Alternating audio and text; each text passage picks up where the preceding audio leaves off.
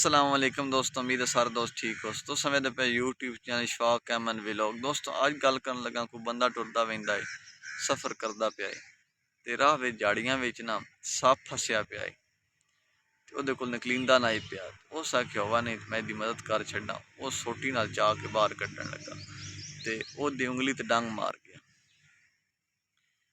खैर डंग मारे होया उस आख्या मैं तेरे से नेकी कीती है, अब चलो तू फसिया पे तेन करना। उस आख्या मेरा काम ही है, बड़ा ठीक कीता तैं डंग मार जेड़ा मारिया।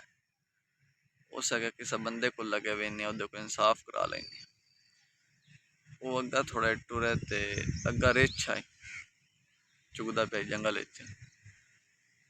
उन्हें आख्या ना बा मैं सफ़र करदा वेंदा ते ये झाड़ियां ही फसिया कलाई सप ते मैं इनू कढ़िया बाहर ते उस में डंग मार के कड्ढन लग्या। इस गलत कीता। उस आख्या नेकी दा दौर कोई नहीं। अच्छा दोस्तों, और इच्छा दा नेकी दौड़ कोई नहीं। जिस मालक मैंने रखे आई ना, जितने थोड़ी मैं शिकार कर सकदा, लड़ाइयाँ मैं कर सकदा, मेरी ताकत आई ये थोड़ी उस मेरी हिफाजत की है, मैंने कोर रखा सा। जिस टाइम मेरे चो काम ही खत्म हो गया तो उस मैंने जंगल छड़ गया। जिस टाइम उस समझा बे नाकाम ते इस तरह इस ठीक की काम आए। उस आके एक मौका मैंने और दे ते बाद बेशक डंग कर दे। अग्गा थोड़े तुरंत अग्गा खोता जंगल चुगदा पिया ते वो खोते कोल गए। उस आख्या सारी कहानी सुनाई यानी मैं सफ़र कर रहा तेन झाड़ी चो कढ़िया ते इसमें डंग मार गया। यार दूजा तेन वत मारना है, हूँ ये दसो मैं गलत तो नहीं किया।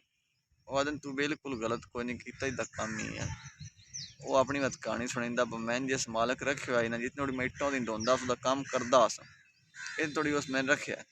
जिस टाइम मैं बुढ़ा हो गया वत मैंने मारिया भी गया, मेरे को काम नहीं होंदा। थोड़ा जिहा अगे जाने अगे बांदर आंदा है। वो बांदर नूं जा कहानी सुनींदे मैं जंगल जा रहा ते मैं इनू कढ़िया झाड़ी चो ते ये मैं डंग मार गया। आदा वतन मारना है, आदा मैं नहीं मनदा कि तेन इस कढ़े होवे। वो सप आदा बिल्कुल इस मैंने कढ़िया ते मैं डंग मारिया ते वत मैं मारना। अगे पिछे रिच कोल आया वत, उस बाद खोते को त्रीजी बारी तेरे को आया, हूँ तू फैसला की करना। वो आदा मैं फैसला ठीक कर मैंने टाइम दिया थोड़ा जिहा ते वो आदा मेरे नाल आओ, मैंने मौका वेखा जित तू इनू कढ़िया तां मैंने सही समझ लगनी। वो लै वेंदे ना, वो आदा इनू इत्थे छड्ड जिथों कढ़िया उत्थे छड्ड।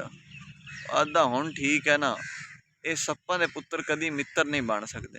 हुण इत्थे प्यारा जिस टाइम तेरा मकसद ही नहीं इनू करना, सब नूं की लगे उहदे नाल नेकी कीते। तू नस्ली खानदानी बंदा उहदे नाल नेकी करी